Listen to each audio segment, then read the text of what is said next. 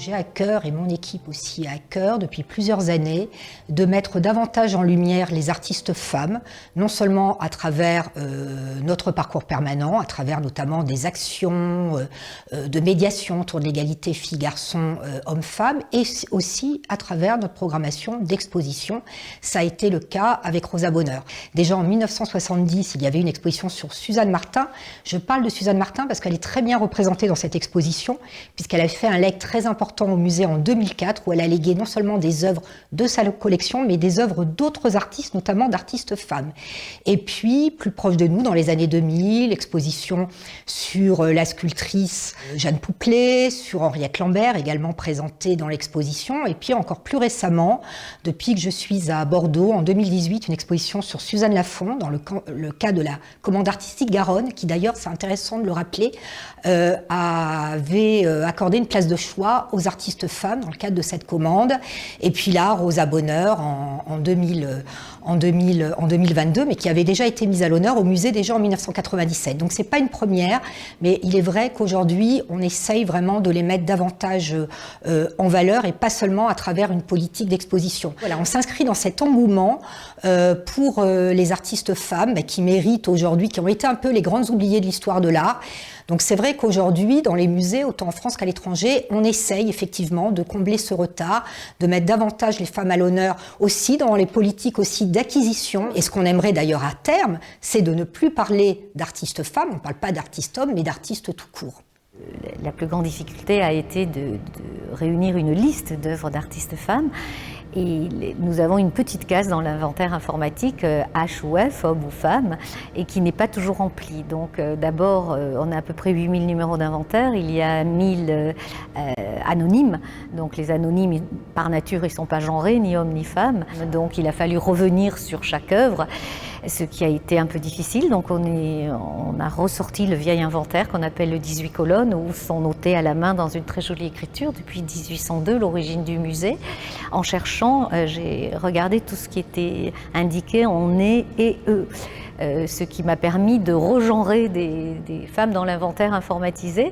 Je suis partie des prénoms aussi, en enlevant les prénoms qui peuvent être mixtes, et en retrouvant de très jolis prénoms d'ailleurs qu'on a mis à l'entrée de l'exposition, et on a réussi à augmenter de presque 200 œuvres, jusqu'à ce qu'on arrive à un corpus d'à peu près 350-400 œuvres de femmes pour 150 artistes. Ce dont on n'a pas à rougir, puisque les statistiques nationales de cet inventaire général de l'ensemble des musées, qui est informatisé pour toutes les collections publiques françaises, qui s'appelle Joconde, nous place dans les mêmes pourcentages, c'est-à-dire qu'on est à peu près à 8% d'œuvres de femmes, on est même un peu au-dessus de la moyenne nationale. Les œuvres qui ont une qualité, une valeur, une notoriété et qui ont un sens dans le parcours des collections sont exposées dans les salles d'exposition permanentes, au même titre sont des artistes, hommes ou femmes. Les autres sont dans les réserves. L'exposition présente essentiellement des œuvres d'artistes femmes des 19e au 20e siècle, ce qui, là non plus, n'est pas le fruit du hasard, puisque c'est vraiment à partir du 19e siècle que les femmes ont pu devenir artistes professionnelles, accéder à un certain statut. Mais il faut savoir que l'enseignement de l'école des beaux-arts ne leur a été accessible qu'en 1897. Ça veut dire que pendant près d'un siècle, les femmes n'ont pas eu accès à cet enseignement. Et puis après, au 19e siècle, ont émergé un certain nombre d'académies libres. La plus célèbre d'entre elles, c'est l'Académie Julian, qui a été fondée dans les années 1860 par un peintre, Rodolphe Julian, et aussi par une femme. Ça, c'était intéressant. C'était un binôme masculin-féminin. Et cette académie dispensait un enseignement très libre, était ouverte non seulement aux artistes étrangers et aux femmes.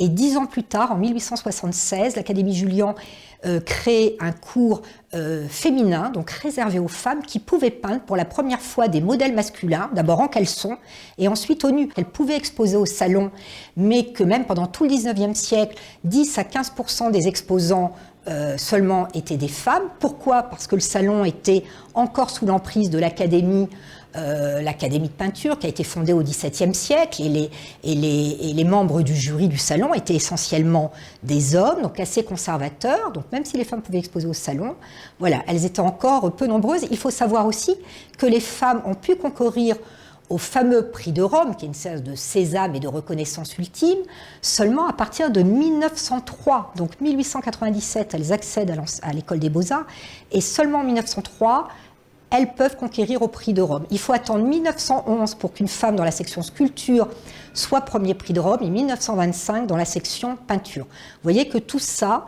s'est fait relativement tardivement. Donc nous avons voulu rendre hommage à toutes ces femmes dans un accrochage volontairement éclectique qui mixe les médiums, les époques, donc ça va de la Renaissance jusqu'au XXIe siècle, montrer la diversité du talent de ces femmes, certains célèbres, comme Berthe Morisot, Marie Cassatt, Marie Laurencin, et puis d'autres moins connues, voire méconnues, que nous-mêmes, nous avons aussi découvertes et qui méritent vraiment aujourd'hui d'être révélées au public. Dans les réserves, on en a plusieurs, extérieures, intérieures, par catégorie par typologie, en plus ou moins bon état. Certains sont sur des grilles, d'autres sur des râteliers, et ils ne sont pas toujours, au fil des ans, depuis 1802, elles ne sont pas toutes dans un état parfait. Et donc ça a demandé un gros travail de restauration, et on prend un lot important d'œuvres, on les sélectionne d'abord, et après on décide plus ou moins d'interventions de conservation préventive ou curative. Alors ça peut être du dépoussiérage qu'on appelle jusqu'au bichonnage, qui sont des interventions légères, jusqu'à des interventions plus intrusives de restauration curative, où là on intervient sur le support ou la couche picturale. On peut réparer des lacérations, des trous, mettre des pièces, des mastiques, en faisant quand même attention, puisque la restauration depuis 20-30 ans se veut revenir à toutes les étapes antérieures. Or, autrefois, quand on restaurait, on ne se posait pas la question de la réversibilité. Alors qu'aujourd'hui, on met une sorte de vernis entre chaque étape qui permet de revenir systématiquement à chaque étape de la restauration. Donc, on a quand même fait très attention pour les œuvres les plus anciennes à ne pas être trop intrusif. C'est pour ça que certaines ont été éliminées, ou d'autres que l'on peut voir dans l'exposition ne sont pas parfaites, comme celles qu'on voit dans les salles d'exposition permanentes. Alors celles qui ont été restaurées, il y a Domenica Festa-Monvoisin, qui est l'affiche de l'exposition, celle qui nous sert de petit logo tout au long du parcours.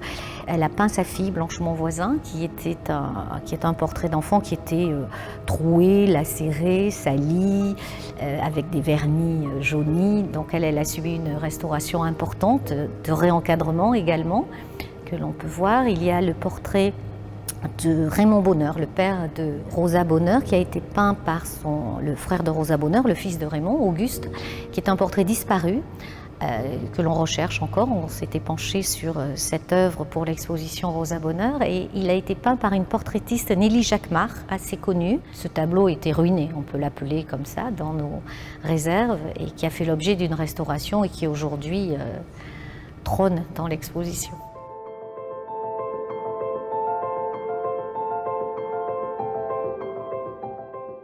Une œuvre assez contemporaine de Maria Simon. C'est une sorte de boîte en fer assez pointue, rangée dans nos réserves sculptures. Cette œuvre de Maria Simon, qui est une artiste sud-américaine. On n'imaginait pas que cette œuvre pouvait avoir la notoriété qu'a cet artiste, qui a été représenté, ce qui est intéressant aussi, par la galerie Denise René, qui est une femme.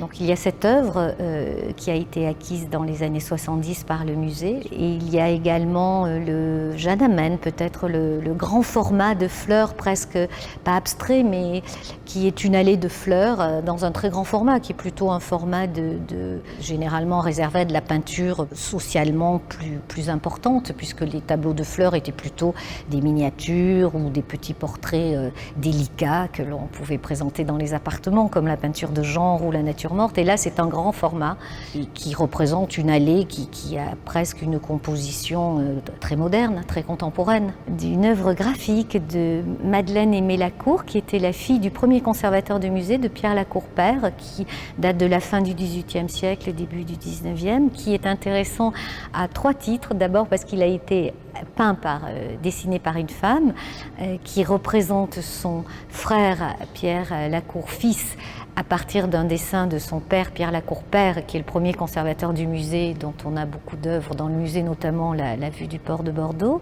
La fille a représenté son frère en inventant un corps à partir de fusains et d'estampes d'un petit croquis de la tête faite par le père, et également parce que cette œuvre a été achetée par une femme, Elisabeth de Cardenal, qui est présente dans l'exposition, et cette œuvre a été achetée à cette artiste femme par le musée. Donc à la fois c'est une acquisition, ce qui est rare par rapport aux entrées dans la collection, achetée à une femme artiste qu'il avait déjà acheté à une autre femme artiste, et qui est avec le clin d'œil historique du fait que ce soit le premier artiste, à la fois artiste et conservateur et directeur du musée, qui ait créé le dessin initial, et que ce soit sa fille. Alors nous avons déjà dès cet été, avant même l'inauguration de l'exposition, présenté en amont de l'exposition des œuvres d'artistes contemporaines qui sont déposées au CAPC, qu'on a récupérées là pour l'exposition, deux œuvres de Camille Enrault et de Virginie Barré, donc deux artistes qui ont une reconnaissance depuis plusieurs années sur la scène artistique internationale. Et ça permettait effectivement de faire des confrontations insolites, voire audacieuses, qui ont suscité parfois quelques réactions de la part d'un public qui a moins l'habitude de voir des œuvres d'artistes contemporains dans un musée de beaux-arts. Autant il est habitué au CAPC ou au FRAC, mais on est là aussi pour intriguer. Donc on a confronté par exemple l'œuvre de Virginie Barré, ce mannequin couché au sol, plus vrai que nature, hyper réaliste on va dire, avec l'œuvre de Lavinia Fontana, une des rares artiste peintre de la Renaissance qui ouvre le parcours de l'aile sud, qui est dans la première salle. Et alors Camille Enrault, elle est mise en relation avec un portrait de Marianne Loire, qui était issue d'une dynastie d'artistes, donc elle qui a bénéficié justement de tout cet apport, de toute cette formation au sein de l'atelier familial, et qui a réalisé le portrait de la marquise du Châtelet, qui était une grande femme du siècle des Lumières, une amie de Voltaire, et cette œuvre est mise en relation avec une œuvre de Camille Enrault. Donc c'est vrai que c'est intéressant comme ça de pouvoir confronter des artistes du passé avec des artistes contemporaines. Et puis on retrouve d'autres artistes contemporaines, notamment des Bordelaises, au sein de l'exposition, dans la salle des actualités. Je pense notamment à Henriette Lambert, qui est décédée il n'y a pas très longtemps, à laquelle le musée avait consacré une exposition, c'était en 2003, à Victoire Elisabeth Calgani, qui avait été très inspirée par Bissière, auquel le musée aussi avait consacré une exposition, là je parle de Bissière, Paulette Expert, et puis une plus jeune artiste qu'on connaît bien, qui est déjà aussi intervenue au musée, dans le cadre de notre programmation culturelle, Barbara Schroeder, qui est une artiste d'origine allemande, mais installée depuis longtemps dans la région bordelaise. Et il faut aussi savoir, ça c'est intéressant, que beaucoup d'œuvres de ces artistes femmes, peu ont été achetées, ou quand elles ont été achetées, c'était souvent après la mort de ces artistes, et beaucoup sont rentrés dans les collections par don ou par legs. L'idée était de créer un environnement assez immersif de réserve. Donc la première chose a été de sortir des grilles des réserves. Au début, je pensais présenter par ordre d'entrée dans la collection, puisqu'on avait fait ce travail de recherche sur les inventaires. Cet ordre aléatoire ne permettait pas d'appréhender l'histoire de cette collection, donc on s'est décidé pour les présenter par genre, par grand genre de la peinture. Donc le portrait, le paysage, la nature morte, la peinture d'histoire, tout ce que l'on pouvait retrouver comme grand genre et art dit mineur de l'histoire de l'art, de la création.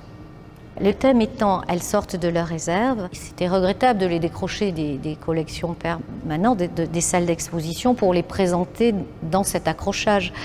Donc on les a laissés à leur place, et pour attirer l'attention du public sur ces artistes femmes, on a rajouté le petit logo de l'exposition, le visage de la peinture sur porcelaine de Dominica Festa-Monvoisin, qui est le gimmick enfin de l'exposition, au niveau des cartels, des œuvres qui sont exposées de manière permanente. Elles vont retourner la plupart en réserve, mais certaines vont aller en salle pour remplacer un tableau qui n'y est pas. D'autres, à l'occasion de leur restauration, va peut-être revenir en salle pour toujours, entre guillemets, et prendre place dans l'accrochage des collections permanentes. C'est pas statique. Pour ne pas titrer comme sur le tableau noir dans une école, les murs étant noirs, on a choisi des citations de femmes où le mot qui représente le thème de la simèse est en exergue. Donc on peut retrouver Isadora Duncan, George Sand, Colette, Marguerite Duras, c'est la citation sur l'enfance,